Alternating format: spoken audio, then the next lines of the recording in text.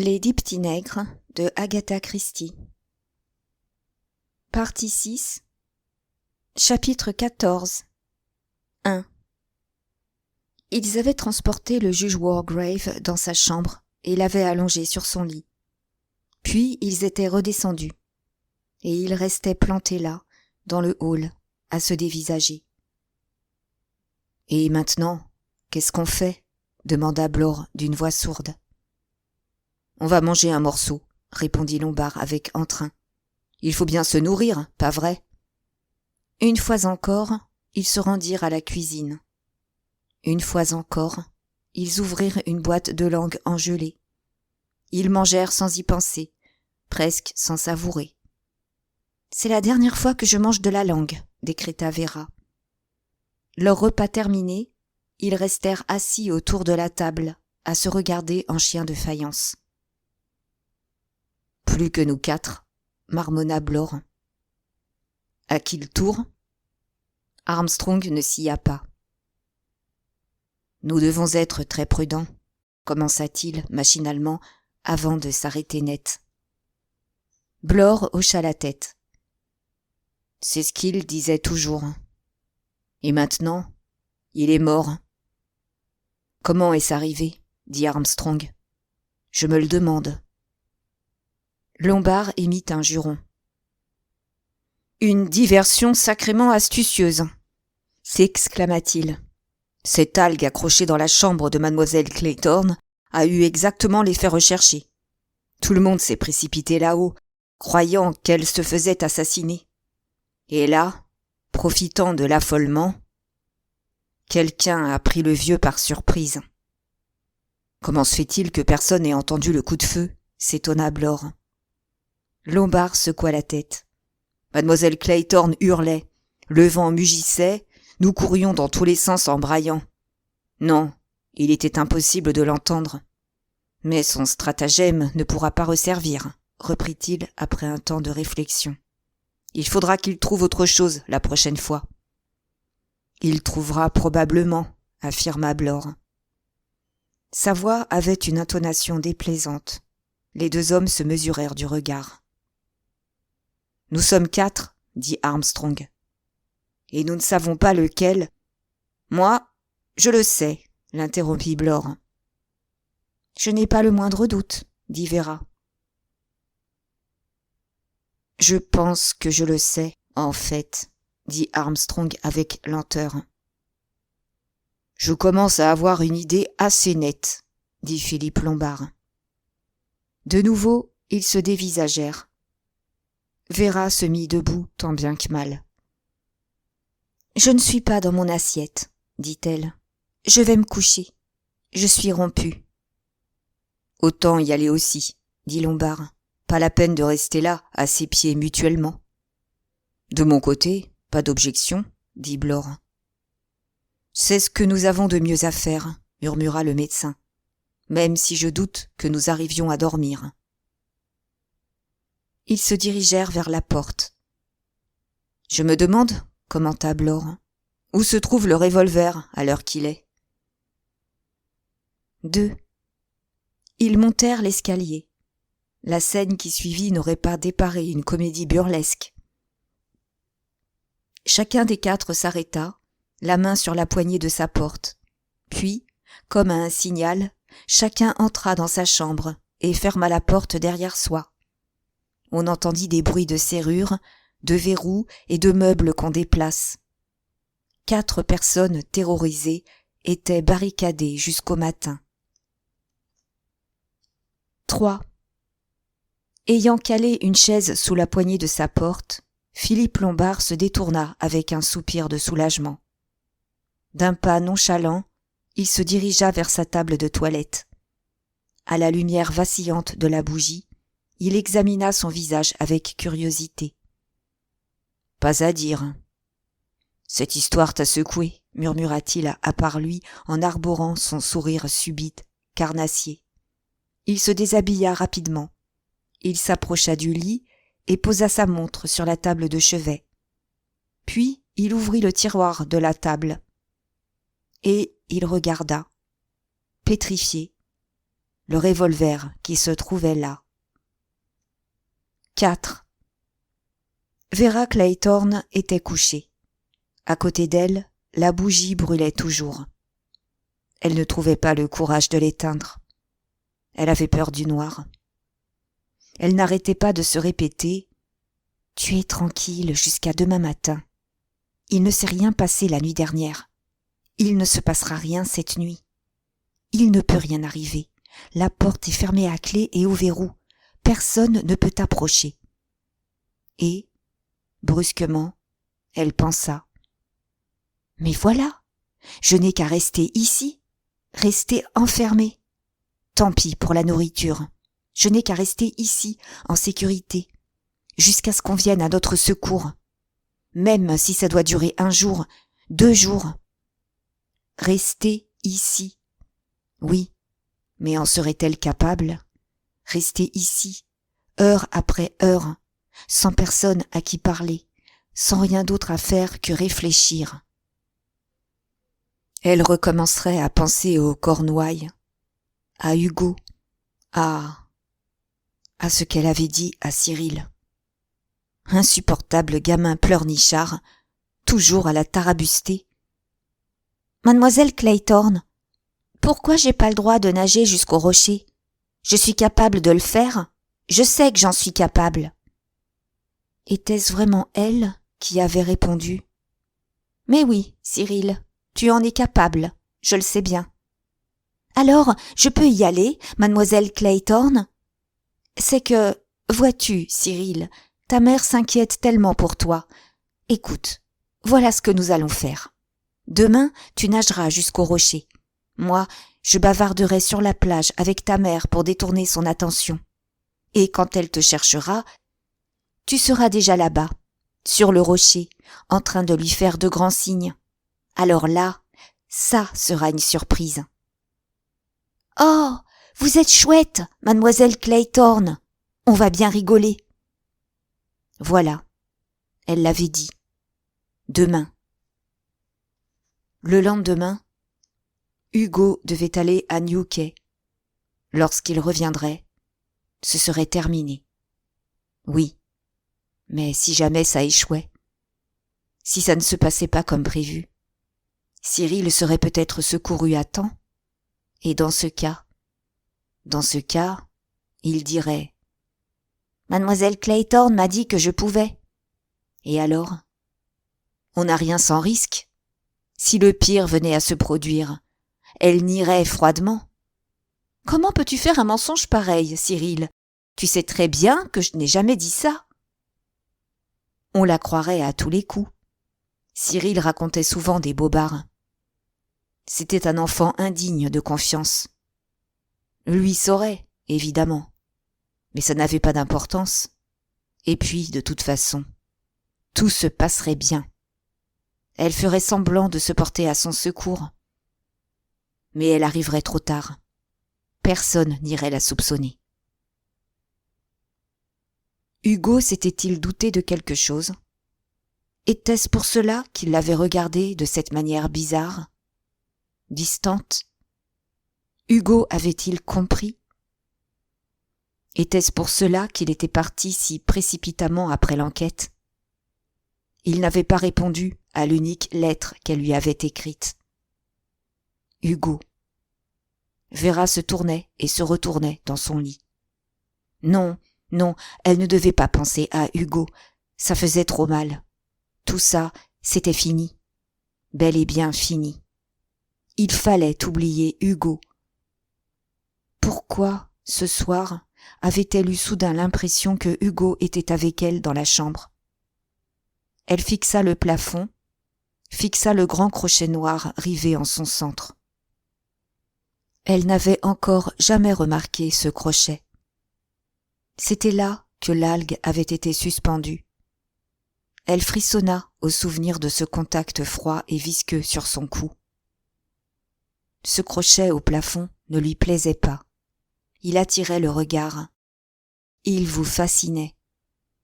Un grand crochet noir. 5. L'ex-inspecteur Blore était assis au bord de son lit.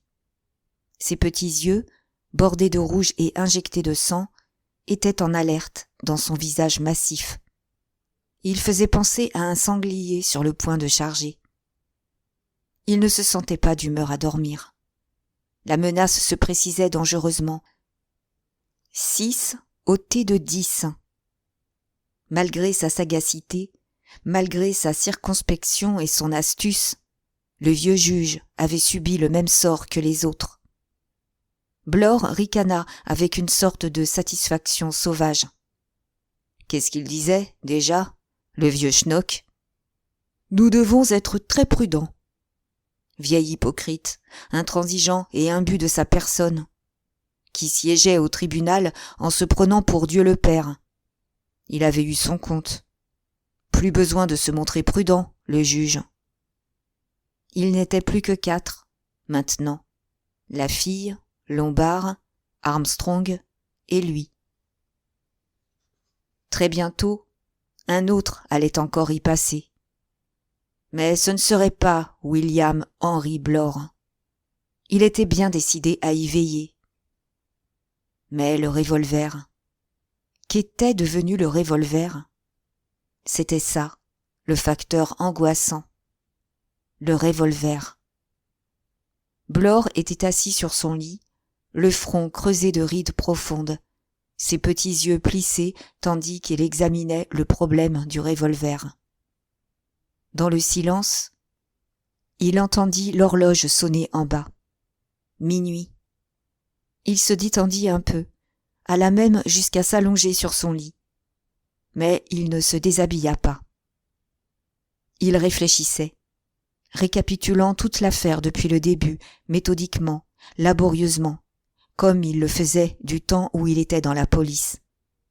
La méticulosité finissait toujours par payer. La bougie diminuait. Après s'être assuré qu'il avait les allumettes à portée de la main, il l'éteignit. Chose étrange, il trouva l'obscurité inquiétante.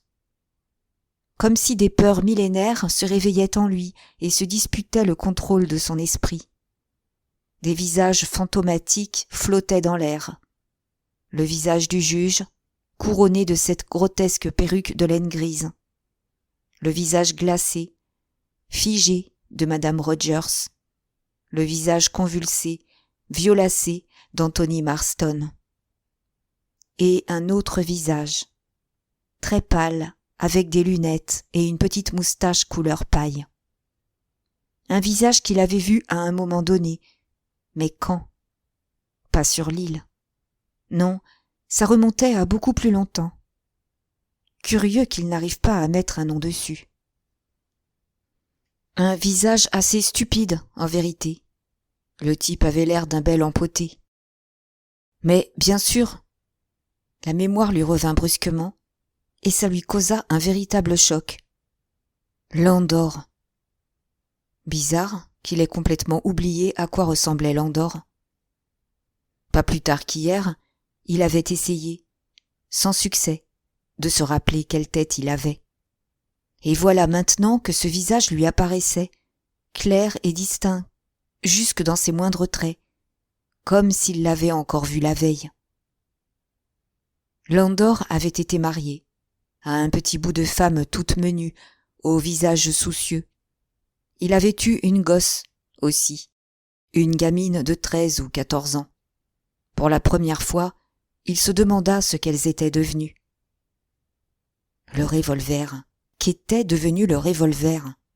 C'était beaucoup plus important. Plus il y réfléchissait, plus ça l'intriguait. Il ne comprenait pas cette histoire de revolver. Quelqu'un, dans la maison, avait mis la main sur ce revolver. En bas, l'horloge sonna 1 heure. Blore fut interrompu net dans ses réflexions. Il s'assit, l'essence en alerte. Car il avait entendu un bruit, un très léger bruit, quelque part derrière la porte de sa chambre. Quelqu'un rôdait dans la maison enténébrée. La sueur perla à son front. Qui pouvait bien se promener ainsi, furtivement, dans les couloirs ? Quelqu'un qui mijotait un mauvais coup, il était prêt à le parier. Sans bruit, malgré sa corpulence, il sauta à bas de son lit et, en 2 enjambées, alla coller son oreille contre la porte. Aucun son ne lui parvint. Blore était pourtant convaincu de ne pas s'être trompé. Il avait entendu un craquement juste derrière sa porte. Ses cheveux se hérissèrent sur son crâne. De nouveau, il connut la peur. Quelqu'un marchait à pas de loup dans la nuit. Il écouta, mais le bruit ne se répéta pas. À présent, une nouvelle tentation l'assaillait.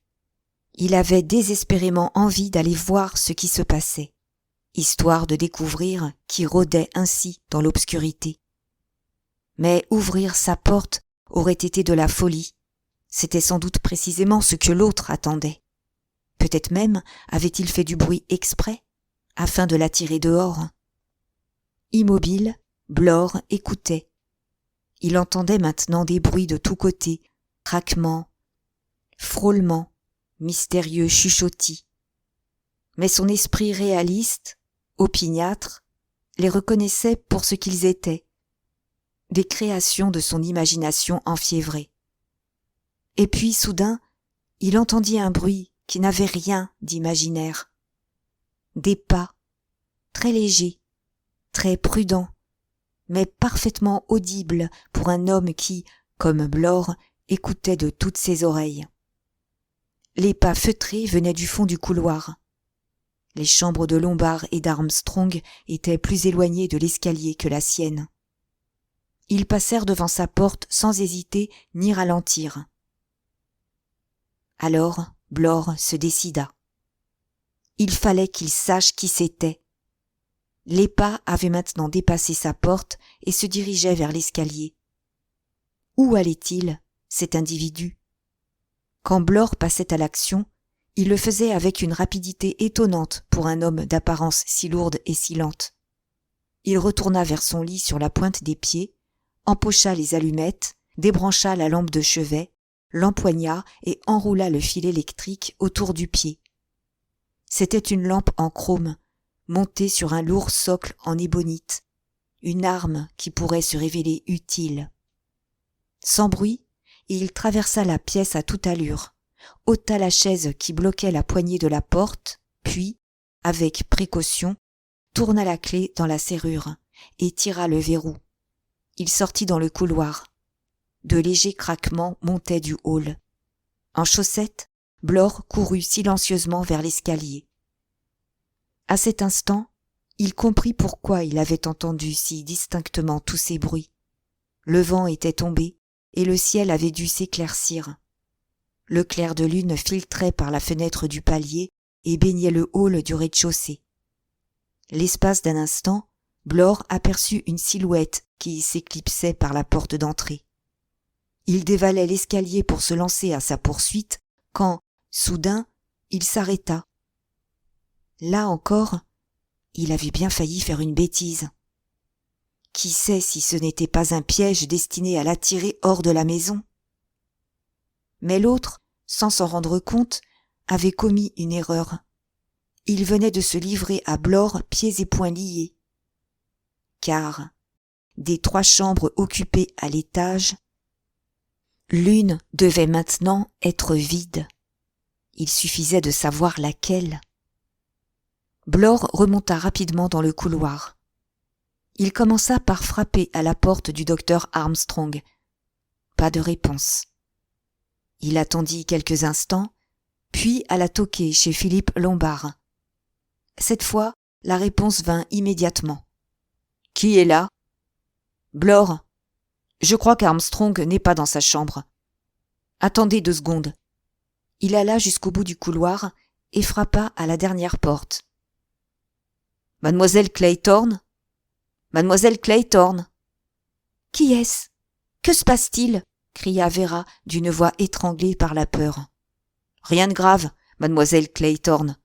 Attendez 1 minute, je reviens. » Il retourna en courant vers la chambre de Lombard. La porte s'ouvrit au moment où il l'atteignait et Lombard apparut sur le seuil. Il tenait une bougie dans la main gauche. Il avait enfilé un pantalon par-dessus son pyjama. Sa main droite était enfoncée dans la poche de sa veste de pyjama. Qu'est-ce que c'est que ce cirque ? Fit-il d'un ton cassant. Blore s'expliqua rapidement. L'œil de Lombard s'alluma. Armstrong, hein ? Ce serait donc lui, notre oiseau ? Il se dirigea vers la chambre du médecin.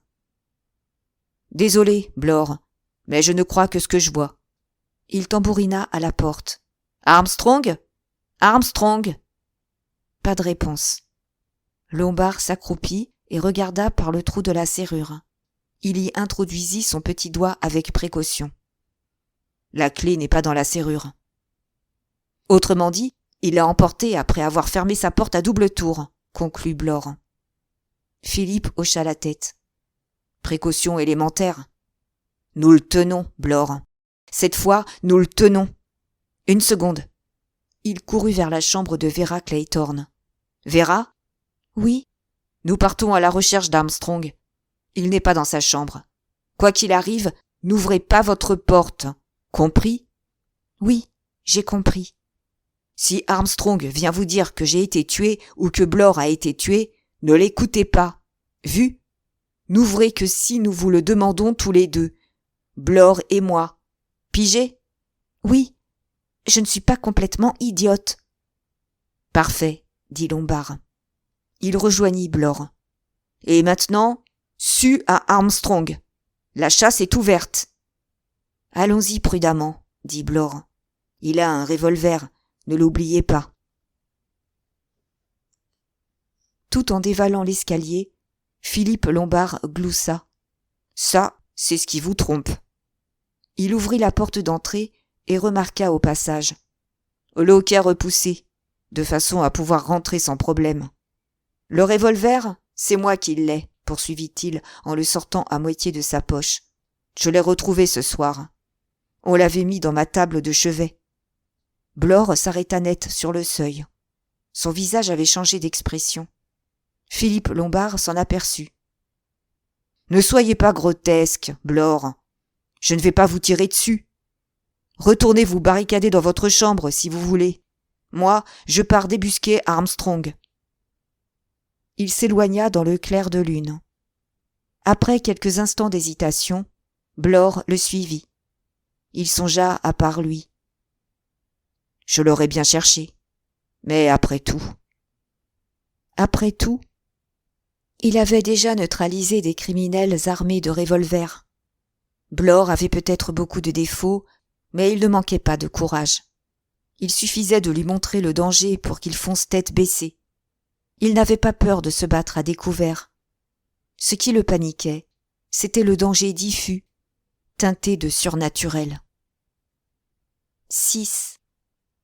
Réduite à attendre, Vera se leva et s'habilla.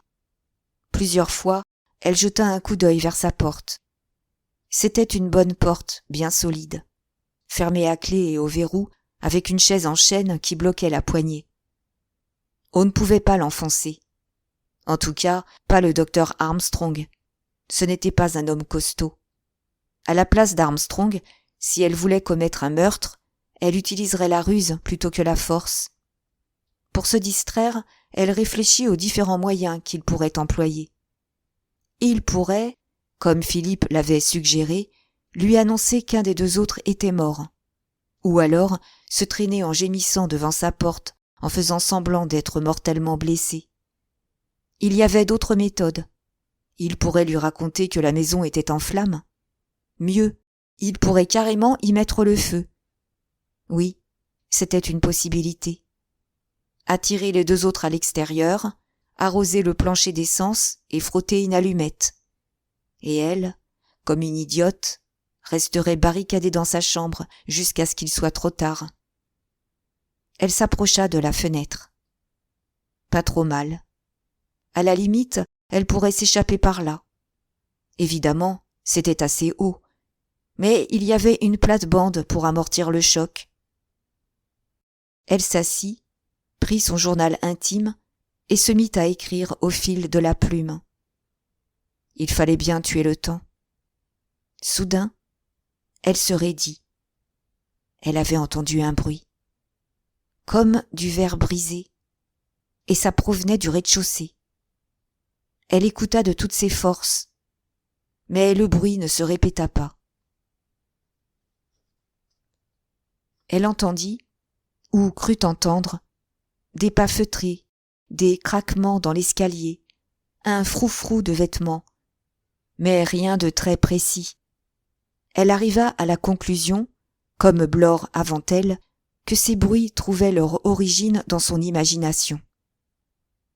Mais elle entendit bientôt des sons plus concrets, des gens qui remuaient en bas, des murmures de voix, puis des pas décidés qui montaient l'escalier, des portes qui s'ouvraient et se fermaient, quelqu'un qui grimpait dans la mansarde, d'autres bruits venant de là-haut, et finalement des pas dans le couloir et la voix de Lombard.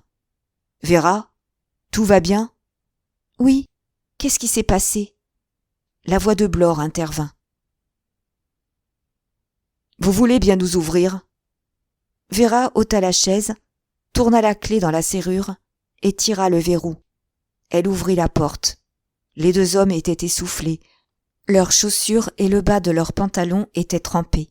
« Qu'est-ce qui s'est passé ?» répéta-t-elle. Ce fut Lombard qui répondit. « Armstrong a disparu. » 7. « Quoi ?» s'écria Vera. « Volatilisé, » dit Lombard. « Volatilisé, c'est le mot, » renchérit Blore. « Un véritable tour de passe-passe. »« C'est absurde, » s'impatienta Vera. « Il se cache quelque part. »« Non, justement pas, » affirma Blore. « Croyez-moi, il n'y a aucun endroit où se cacher sur cette île. Elle est nue comme la main. En plus, avec le clair de lune, on y voit comme en plein jour. Il est introuvable. »« Il a dû revenir ici, » dit Vera. « Nous y avons pensé, » contra Blore. « Nous avons fouillé la maison aussi. Vous avez dû nous entendre. Il n'est pas ici, je peux vous le garantir. Il a disparu, volatilisé, évaporé. »« Je n'y crois pas, » protesta Vera. « C'est pourtant vrai, ma chère, » dit Lombard. Il marqua un temps avant d'ajouter. « Il y a un autre détail à signaler. Un carreau de la fenêtre de la salle à manger a été brisé. Et il ne reste plus que 3 petits soldats sur la table. »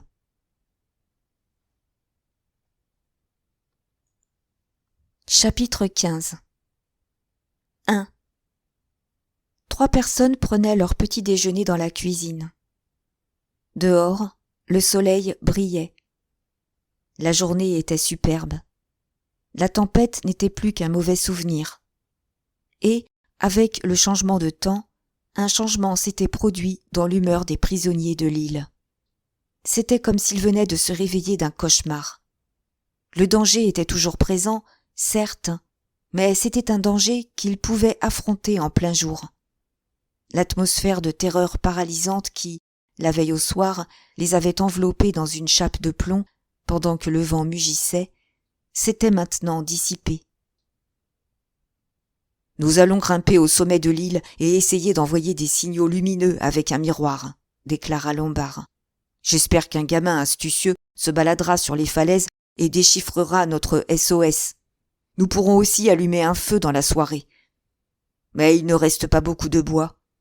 Et il risque de penser qu'on est tout bonnement en train de chanter, de danser et de s'amuser. »« Il y en a certainement qui connaissent le morse, » dit Vera. « Alors on viendra nous chercher, bien avant ce soir. »« Le temps s'est éclairci, d'accord, » dit Lombard, « mais la mer n'est pas encore calmée. Il y a une sacrée houle. Aucun bateau ne pourra aborder l'île avant demain. »« Encore une nuit ici !» s'écria Vera. Lombard haussa les épaules. « Autant vous y faire. 24 heures suffiront, je pense. Si nous pouvons tenir jusque-là, nous serons tirés d'affaire. » Blore se racla la gorge. « Nous devrions mettre les choses au clair. Qu'est-ce qui a bien pu arriver à Armstrong ? » ?»« Ma foi, nous avons un indice, » répondit Lombard. « Il ne reste plus que 3 petits soldats sur la table. On dirait bien qu'Armstrong est passé de vie à trépas. »« Si c'est le cas, Pourquoi n'avez-vous pas retrouvé son cadavre? Objecta Vera. Précisément, approuva Blore. Lombard secoua la tête. Pas de doute, c'est sacrément bizarre. On l'a peut-être jeté à la mer, hasarda Blore. Qui ça, on? Vous? Moi? Répliqua Lombard d'un ton sec. Vous l'avez vu sortir de la maison. Vous êtes venu me trouver dans ma chambre. Nous sommes partis ensemble à sa recherche. Quand diable aurais-je eu le temps de le tuer et de le trimballer de l'autre côté de l'île? Ça, je n'en sais rien, admit Blore. Mais il y a une chose que je sais. Laquelle? Le revolver, dit Blore. C'est le vôtre. En ce moment, c'est vous qui l'avez. Rien ne prouve que vous ne l'avez pas eu tout le temps en votre possession. Allons, Blore, nous avons tous été fouillés. Oui, mais vous auriez pu le cacher avant et le récupérer après. Bougre d'entêté, je vous jure qu'on l'a remis dans mon tiroir. J'ai eu la surprise de ma vie quand je l'ai trouvé là. Et vous nous demandez d'avaler un truc pareil? Pourquoi diable Armstrong, ou je ne sais qui d'autre, l'aurait-il remis en place? Lombard haussa les épaules, désemparé. Je n'en ai pas la moindre idée. C'est complètement dingue, totalement inattendu, inexplicable. C'est bien mon avis, opina Blore. Vous auriez pu inventer une meilleure histoire. Ça tendrait à prouver que je dis la vérité, non? Je ne vois pas la chose ainsi. Le contraire m'aurait étonné, soupira Philippe. Écoutez, monsieur Lombard, reprit Blore, si vous êtes aussi honnête homme que vous le prétendez. Depuis quand ai-je prétendu être honnête homme? Murmura Philippe. Non, vraiment, je n'ai jamais dit ça. Si vous dites la vérité, poursuivit Blore imperturbable, il n'y a qu'une chose à faire. Tant que vous aurez ce revolver, nous serons à votre merci, mademoiselle Clayton et moi. La seule solution est donc de le mettre dans le coffre avec le reste. Et nous garderons les 2 clés comme avant, vous et moi. Philippe Lombard alluma une cigarette. Ne dites pas de sottises, maugréa-t-il en soufflant un nuage de fumée. Donc, vous n'êtes pas d'accord? Non, je ne suis pas d'accord. Ce revolver est à moi. J'en ai besoin pour me défendre. Et j'ai bien l'intention de le garder. Dans ce cas, dit Blore, une conclusion s'impose. À savoir que je suis anonyme. Pensez ce qui vous chante, après tout. Mais alors, expliquez-moi un peu pourquoi je ne me suis pas servi de ce revolver pour vous descendre cette nuit. J'en ai eu l'occasion une bonne 20aine de fois. Blore secoua la tête. Je n'en sais rien, mais c'est un fait. Vous deviez avoir vos raisons. Vera, qui n'avait pas pris part à la discussion, sortit de son mutisme. Vous vous conduisez tous les deux comme des imbéciles. Lombard la regarda. C'est-à-dire? Vous avez oublié la comptine. Vous ne voyez pas qu'elle contient un indice? D'une voix lourde de sens, elle récita. 4 petits soldats prenaient un bain de mer. Poisson d'avril, Gobelin. Oh, ma mère! N'en resta plus que 3. Elle enchaîna. Poisson d'avril. Le voilà, l'indice essentiel. Armstrong n'est pas mort. Il a subtilisé la figurine en porcelaine pour nous faire croire le contraire. Vous avez beau dire, Armstrong est encore sur l'île. Sa disparition n'est qu'un poisson d'avril destiné à nous lancer sur une fausse piste. Lombard se rassit. Vous avez peut-être raison, au fond. Oui, mais dans ce cas, où est-il? Interrogea Blore. Nous avons fouillé partout, dedans et dehors. Nous avons tous cherché le revolver sans le trouver, n'est-ce pas? Répliqua Vera avec dédain. Et pourtant, il était bien quelque part. Il y a une légère différence de calibre, ma chère, entre un homme et un revolver, ironisa Lombard. Ça m'est égal, dit Vera. Je suis sûre que j'ai raison. C'était quand même vendre plus ou moins la mèche, non? Murmura Blore. Parler carrément de poisson d'avril. Il aurait pu changer un peu les paroles. Mais vous ne comprenez donc pas qu'il est fou, s'écria Vera. C'est de la folie. Suivre une comptine à la lettre, c'est de la folie.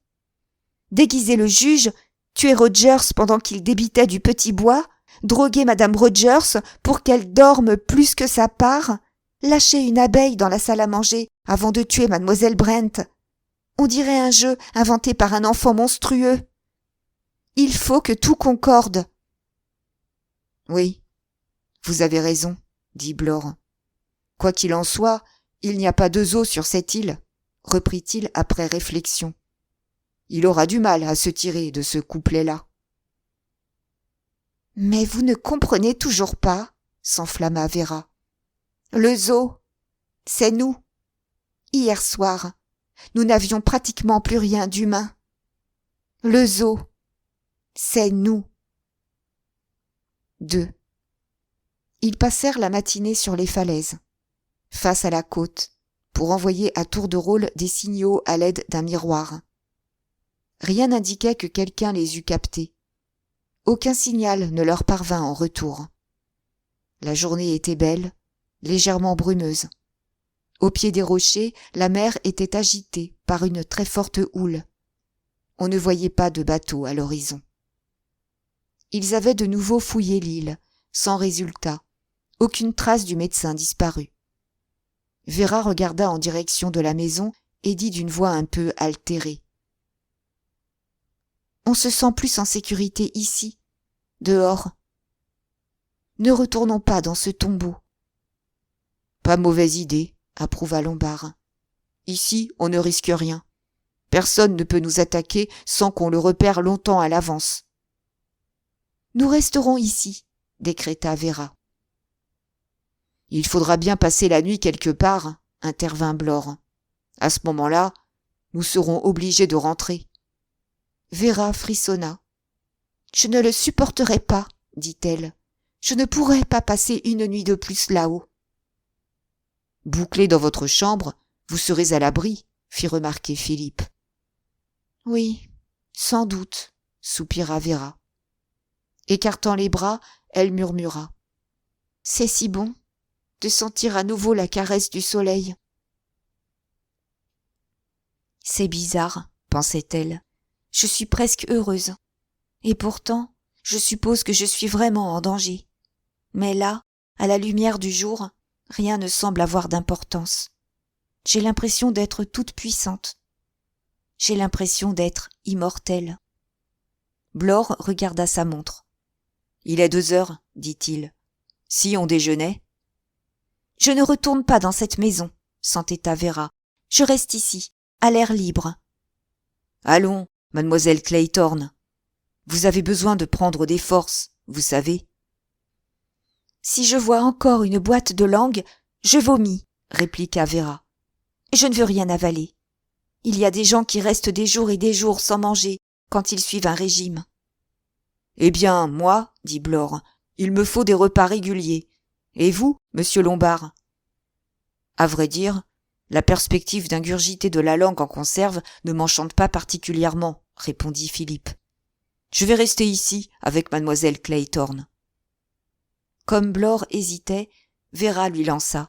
« Ne vous en faites pas pour moi. Ça m'étonnerait qu'il me tire dessus dès que vous aurez le dos tourné, si c'est ce que vous craignez. » « Puisque c'est vous qui le dites, » acquiesça Blore. « Mais je vous rappelle que nous ne devions pas nous séparer. »« C'est vous qui tenez à vous jeter dans la gueule du loup, » observa Philippe. « Si vous voulez, je vous accompagne. »« Certainement pas, » se récria Blore. « Vous restez ici. » Philippe éclata de rire. « Vous avez encore peur de moi ? Enfin quoi ? Je pourrais vous descendre tous les deux à l'instant même, si j'en avais envie. » « Oui, mais ça ne serait pas conforme au plan. Une seule victime à la fois, et il faut qu'elle meure d'une manière bien précise. »« En tout cas, » dit Philippe, « vous m'avez l'air très au courant. »« Il faut avouer, » reprit Blore, « que ce n'est pas très rassurant d'aller tout seul dans la maison. »« Autrement dit, enchaîna Philippe d'un ton suave, pourrais-je vous prêter mon revolver? Réponse, non. Je refuse. Pas si simple que ça, merci bien. Blore haussa les épaules et entreprit de grimper le raidillon menant à la terrasse. L'heure du repas aux eaux, fit Lombard à mi-voix. Les animaux ont des habitudes très régulières. C'est bien risqué, non, ce qu'il fait, s'inquiéta Véra. Au sens où vous l'entendez?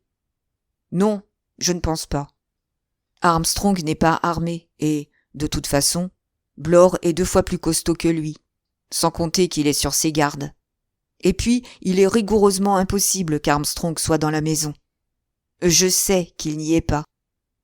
Mais alors, qu'est-ce qui reste comme autre solution? Il y a Blore, répondit doucement Philippe.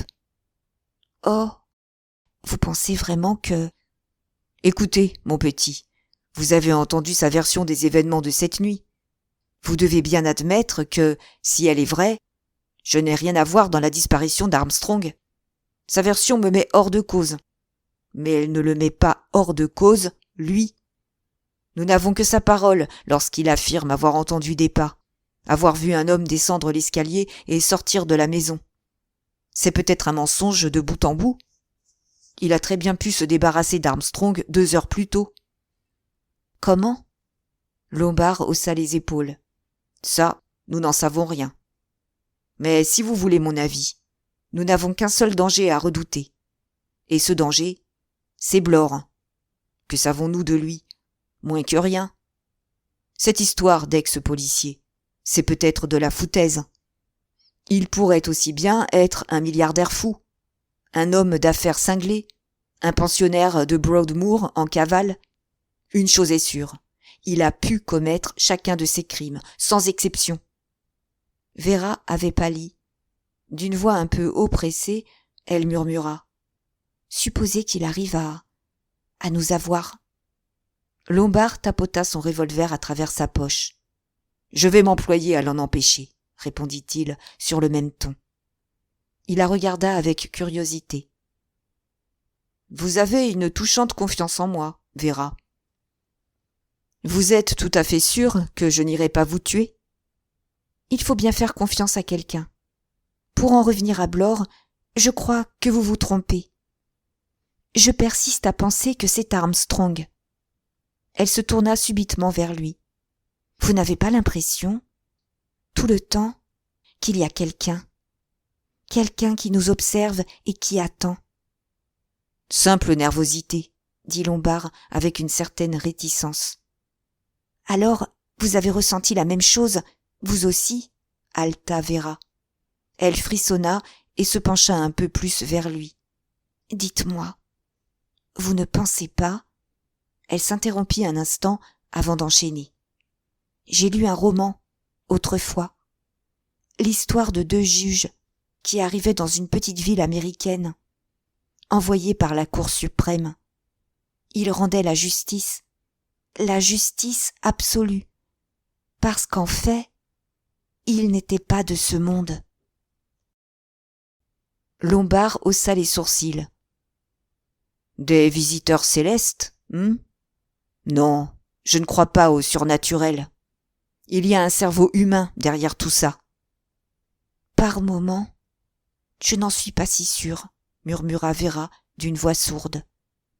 Lombard la dévisagea. Ça, dit-il, c'est la voix de la conscience. Après un silence, il ajouta d'un ton uni. Vous l'avez donc bel et bien envoyé se noyer, ce gamin? Ce n'est pas vrai, protesta Véra avec véhémence. Vous n'avez pas le droit de dire une chose pareille. Il eut un rire décontracté. Oh, que si, c'est vrai, ma toute belle. Ce que je ne comprends pas, c'est pourquoi vous l'avez fait. Ça me dépasse. Il devait y avoir un homme dans l'histoire. Exact? Une soudaine lassitude, une immense fatigue se propagèrent dans les membres de Véra. D'une voix éteinte, elle répondit. Oui, il y avait un homme. « Merci, » dit Lombard avec douceur. « C'est tout ce que je voulais savoir. » Vera se redressa brusquement. « Qu'est-ce que c'est ?» s'exclama-t-elle. « Un tremblement de terre ?» « Non, non, » dit Lombard. « Mais c'est bizarre. Un choc sourd a ébranlé le sol. Et j'ai cru... » « Vous n'avez pas entendu une sorte de cri ? Moi, si. » Ils levèrent les yeux vers la maison. « Ça venait de là, » dit Lombard. « Mieux vaut aller voir. »« Non, non, je n'y vais pas. »« À votre aise. Moi, j'y vais. »« Bon, je vous accompagne, » gémit-elle avec désespoir. Ils grimpèrent jusqu'à la terrasse, qui offrait un aspect paisible et inoffensif à la lumière du soleil. Ils hésitèrent un instant, puis, au lieu d'entrer par la porte de devant, ils firent avec précaution le tour de la maison. Et ils découvrirent Blore. Bras et jambes écartés, il gisait sur la terrasse en pierre, côté ouest, le crâne réduit en bouillie par un gros bloc de marbre blanc. Philippe leva la tête. « C'est la fenêtre de quelle chambre ? Au-dessus. »« La mienne, » murmura Vera. « Et ça, c'est la pendule qui était sur ma cheminée. Je la reconnais. Elle avait la forme d'un ours. » Elle répéta, d'une voix tremblante. « Elle avait la forme d'un ours. » 3. Philippe la saisit par l'épaule. « Voilà qui règle la question, » gronda-t-il, farouche. « Armstrong se cache quelque part dans la maison. Je vais le débusquer. » Mais Vera se cramponna à lui. « Ne faites pas l'idiot !» s'écria-t-elle. « C'est nous, à présent. Nous sommes les prochains. Il veut que nous partions à sa recherche. C'est ce qu'il attend. » Philippe s'arrêta. « Il y a de l'idée dans ce que vous dites, » murmura-t-il, songeur. « En tout cas, vous devez reconnaître que j'avais raison. » Il hocha la tête. « Oui, vous avez gagné. C'est bel et bien Armstrong. Mais où diable s'est-il caché ? Nous avons passé l'île au peigne fin. » « Si vous ne l'avez pas trouvé hier soir, vous ne le trouverez pas maintenant. Ça tombe sous le sens. » « Oui, » convint Lombard à contre-cœur. « Mais... » « Il a dû se préparer un repère secret. Oui, c'est sûrement ce qu'il a dû faire. Un genre de cache de prêtre, comme dans les vieux manoirs. Pas dans une maison moderne comme celle-là. Il a pu en faire aménager une spécialement. » Philippe Lombard secoua la tête. « Nous avons tout mesuré le premier jour.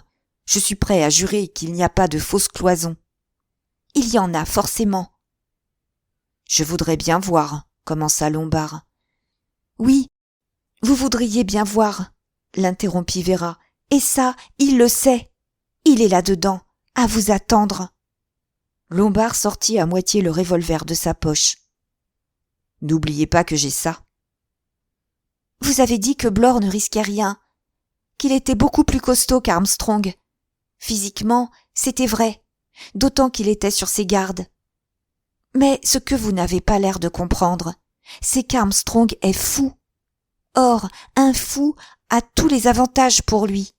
Il est 2 fois plus rusé que n'importe quel homme sain d'esprit. » Lombard rempocha son revolver. « Bon, venez, » dit-il.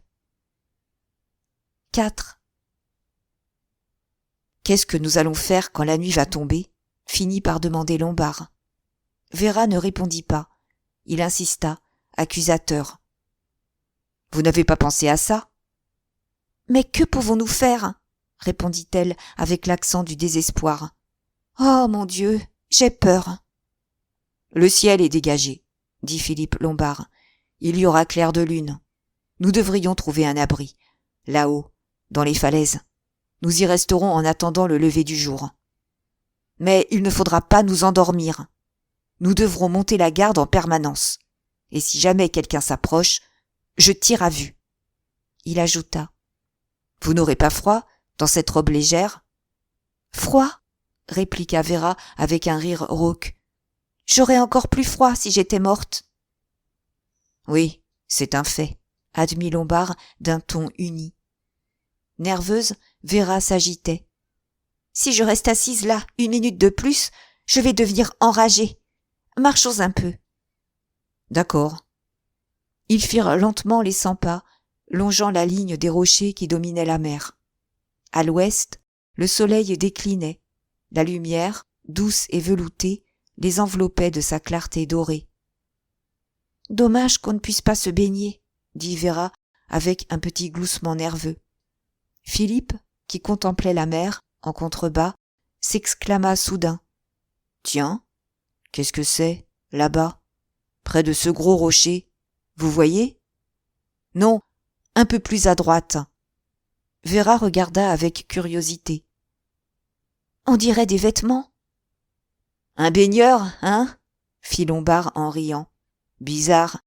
Je pense plutôt que ce sont des algues. »« Allons voir, » dit Vera.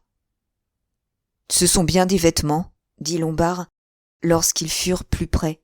« Tout un paquet. J'aperçois une chaussure. Venez, approchons-nous encore. » Non sans difficulté, ils crapahutèrent sur les rochers. Soudain, Vera s'arrêta. « Ce ne sont pas des vêtements, » dit-elle.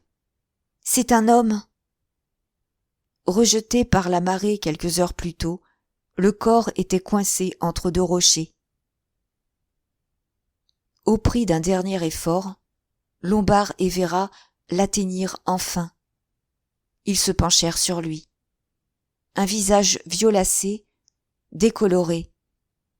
Un hideux visage de noyé. « Bon Dieu !» s'écria Lombard. « C'est Armstrong !» Chapitre 16 1. Des siècles passèrent. Des mondes tourbillonnèrent, virevoltèrent. Le temps était immobile, suspendu. Il traversait les âges. Non, 1 minute à peine venait de s'écouler. 2 personnes, debout, contemplaient le cadavre d'un homme. Lentement, très lentement, Vera Clayton et Philippe Lombard relevèrent la tête et se regardèrent dans les yeux. 2. Lombard éclata de rire. « C'est l'instant de vérité, n'est-ce pas, Vera ?»« Il n'y a plus personne sur l'île, » dit-elle d'une voix qui n'était guère qu'un murmure. « Absolument plus personne, à part nous 2. »« Tout juste, » dit Lombard. « Nous savons donc à quoi nous en tenir, pas vrai ? » Mais alors, le coup de l'ours en marbre, comment a-t-il été exécuté ? Il haussa les épaules. « Simple tour de passe-passe, ma chère. Mais un bon... » De nouveau, leurs regards se croisèrent. « Comment se fait-il que je n'ai jamais bien regardé son visage ?» se dit Vera. « Un loup, un faciès de loup, voilà ce que c'est. Ses dents horribles. » D'une voix menaçante, dangereuse, semblable à un grondement, Lombard déclara. « C'est la fin, comprenez-vous ? Nous connaissons maintenant la vérité. Et c'est la fin. »« Je comprends, » répondit Vera avec calme. Elle contemplait la mer. Le général MacArthur aussi avait contemplé la mer. Quand ça, au fait ? Seulement hier ? Ou bien était-ce avant-hier ? Et lui aussi, il avait dit « c'est la fin ». Il l'avait dit avec résignation, presque avec soulagement. Mais chez Vera, ces mots, cette idée, suscitèrent la révolte. Non, ce ne serait pas la fin. Elle regarda le mort. « Pauvre docteur Armstrong !» murmura-t-elle. Lombard ricana. « C'est quoi, ça ? Un élan de pitié féminine ? Et pourquoi pas ? Vous n'éprouvez pas de pitié, vous-même ? Je n'en éprouve aucune pour vous, répliqua-t-il. N'y comptez pas. Véra baissa de nouveau les yeux sur le cadavre. Il faut le sortir de là, le transporter dans la maison. Pour qu'il rejoigne les autres victimes, c'est ça, que tout soit net et bien en ordre. En ce qui me concerne, il peut rester là où il est. Mettons-le au moins au sec, dit Véra. Lombard se mit à rire. Si ça peut vous faire plaisir. Il s'arc-bouta et tira sur le corps. Véra s'appuya contre lui pour l'aider. Elle tira, hala de toutes ses forces. Pas si facile, dites donc, haleta Lombard. Ils parvinrent néanmoins à traîner le corps hors d'atteinte de la marée haute. Satisfaite ? Demanda Lombard en se redressant. Tout à fait, répondit-elle. Le ton de sa voix alerta Lombard, qui se retourna d'un bloc. Avant même d'avoir tâté la poche de sa veste, il comprit qu'elle serait vide. Véra avait reculé de quelques pas et lui faisait face, revolver au poing. Voilà donc qui explique votre sollicitude, gronda Lombard. Vous vouliez me faire les poches. Elle acquiesça. Elle tenait l'arme bien en main, sans trembler. Philippe Lombard comprit que la mort était toute proche. Jamais elle n'avait été si proche. Mais il ne s'avouait pas encore vaincu. « Donnez-moi ce revolver !» dit-il d'un ton impérieux. Véra se borna à rire. « Allons, donnez-le-moi !» répéta Lombard. Il réfléchissait à toute allure. Comment faire ? Quelle méthode employer ? Parlementer ? Endormir sa méfiance ? Se jeter sur elle ? Toute sa vie, il avait choisi la voie du risque. Cette fois encore, il n'y manqua pas. Il se mit à parler d'une voix lente, persuasive. « Maintenant, ma chère petite, écoutez-moi. » Puis il bondit, vif comme une panthère, vif comme n'importe quelle créature féline. D'un geste instinctif, Véra pressa la détente. Fauché en plein élan, Lombard demeura un instant suspendu dans les airs avant de s'effondrer lourdement sur le sol. Véra s'avança avec circonspection, le revolver pointé sur lui. Mais la prudence n'était plus nécessaire. Philippe Lombard était mort, touché en plein cœur. 3.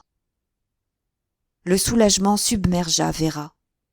Un soulagement incommensurable, exquis. C'était enfin terminé. Fini d'avoir peur. Fini de vivre en permanence sur les nerfs. Elle était seule sur l'île. Seule avec 9 cadavres. Mais quelle importance! Elle était vivante. Elle s'assit, délicieusement heureuse, délicieusement sereine. Fini la peur. 4. Le soleil se couchait lorsque Véra se décida enfin à bouger. Le contre-coup l'avait paralysée, rendue momentanément incapable d'éprouver autre chose que ce merveilleux sentiment de sécurité. Mais maintenant, elle avait faim et sommeil. Surtout sommeil. Elle avait envie de se jeter sur son lit et de dormir, dormir, dormir. Demain, peut-être, on viendrait la secourir. Mais, au fond, elle ne s'en souciait guère. Elle ne voyait pas d'inconvénient à rester ici, à présent qu'elle était seule. Ô paix, paix bienheureuse. Elle se mit debout et leva les yeux vers la maison. Plus rien à craindre, rien de terrifiant ne l'y attendait. Ce n'était qu'une maison moderne, ordinaire, bien conçue. Et pourtant, quelques heures plus tôt, elle ne pouvait pas la regarder sans frissonner. La peur, étrange chose que la peur. Mais maintenant, c'était terminé. Elle avait vaincu, triomphé d'un péril mortel. Grâce à sa présence d'esprit et son habileté, elle avait retourné la situation aux dépens de celui qui voulait sa perte. Elle se mit en marche vers la maison. Le soleil se couchait. À l'ouest, le ciel était strié de longues traînées rouges et orangées. C'était beau, apaisant. À croire que j'ai rêvé toute cette histoire, pensa Vera. Dieu, qu'elle était fatiguée, terriblement fatiguée. Elle avait les membres ankylosés. Ses paupières se fermaient toutes seules. Plus besoin d'avoir peur. Dormir, dormir, dormir, dormir. Dormir en toute sécurité, puisqu'elle était seule sur l'île. Un petit soldat se retrouva solitaire. Elle sourit. Elle entra par la porte de devant. La maison, elle aussi, paraissait étrangement paisible. Normalement, se dit Vera, on ne devrait pas avoir envie de dormir dans une maison où il y a un cadavre, pratiquement dans chaque chambre. Si elle allait à la cuisine chercher quelque chose à manger, après un instant d'hésitation, elle y renonça. Elle était vraiment trop épuisée. Elle s'arrêta devant la porte de la salle à manger. Il y avait encore 3 petites figurines en porcelaine au milieu de la table. « Vous avez du retard, mes chéris, » dit-elle en riant. Elle en prit 2, qu'elle jeta par la fenêtre. Elle les entendit se briser sur la terrasse. La 3e, elle la prit dans sa main.